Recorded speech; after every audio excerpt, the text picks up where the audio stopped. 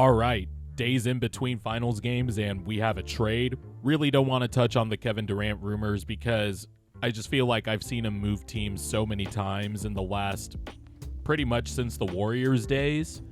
And he's 37, and I don't think the trade package is going to be that ginormous, to be honest. But a package that was insane and ginormous was the Orlando Magic sending 4 unprotected first-round picks, a pick swap, Kentavious Caldwell-Pope, and Cole Anthony to the Memphis Grizzlies for Desmond Bane. So that means Orlando will get the 16th pick in this upcoming draft, a 2026 first-round pick, which somehow includes swap rights with the Phoenix Suns or the Wizards. 28 and 2030 are unprotected, and the pick swap is top 2 protected in 2029. There's just too many pick swaps and protections and mini protections. There's just been a lot of that, and I just wonder at some point if the NBA is going to get sick about it after like 2031 when all these picks finally, reset a little bit. But obviously a steep price for Desmond Bane, right?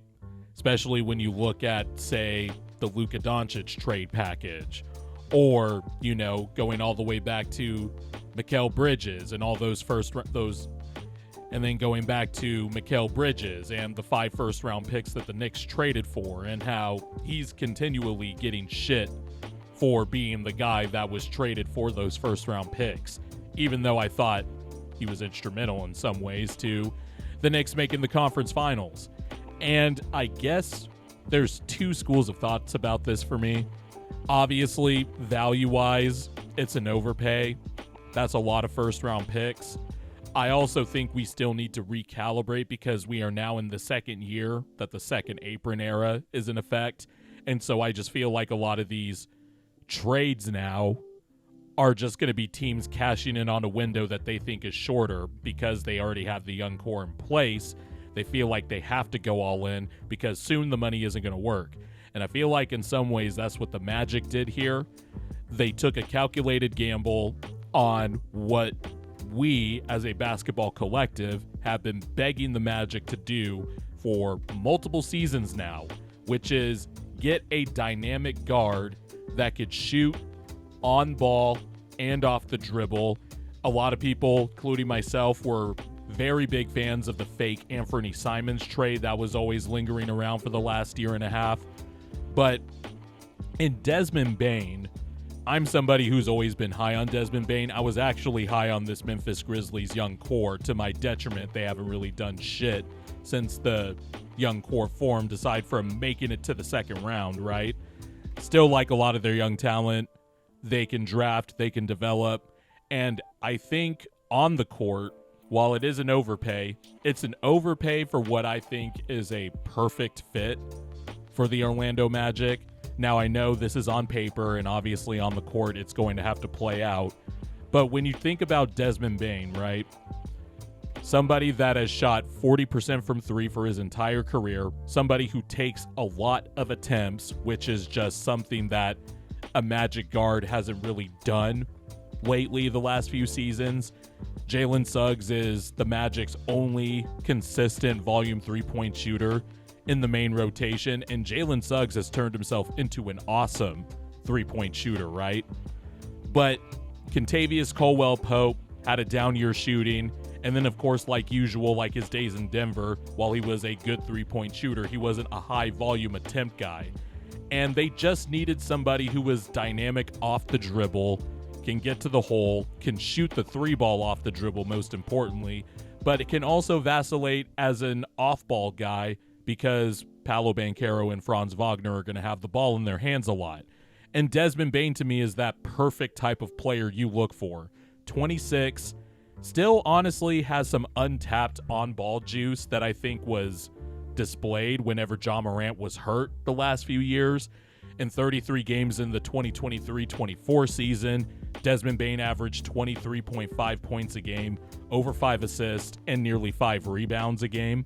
And then this past season, he averaged 21, 7 rebounds, and over 6 assists a game. It's just clear that whenever Desmond Bane has the opportunity to take on more on-ball responsibility, He has the juice to do that, and he has the juice in a way that you just haven't seen from a Magic guard lately. Desmond Bane only took 6 threes last year, but the year before that, 8.6, the year before that, 7, and the year before that, 6.9 a game. And like I said, for his career, he shot 41% from 3.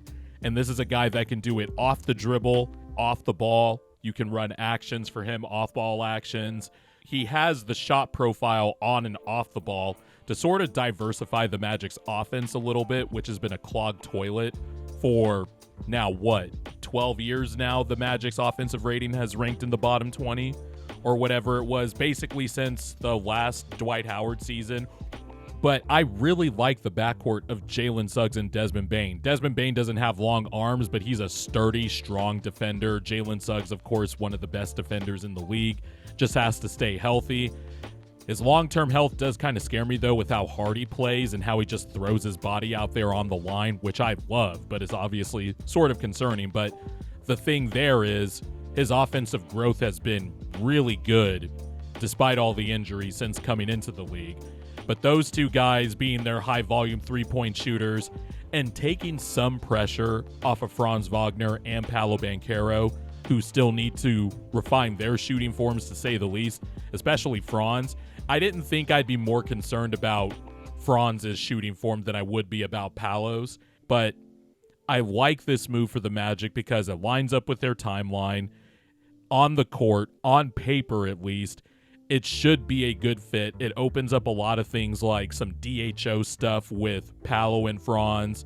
The Magic have a fuck ton of centers that can do different things, but they can do dribble handoff stuff, which is something that Memphis really didn't do with Jaren Jackson Jr. And that's the other thing too.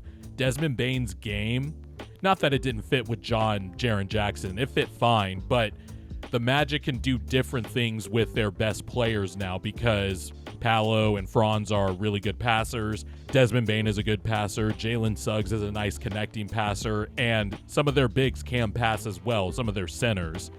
With the second apron era, when you have a window like this in an Eastern Conference that is going to be decimated next year, the Celtics are going to be out of commission. You don't really know what's going to happen with the Knicks, but I think they're still going to be good. The Cavs are going to be there. The Pacers, obviously. Philadelphia is in flux. Milwaukee is really just Giannis and a bunch of old dudes on the roster and a guard with a torn Achilles.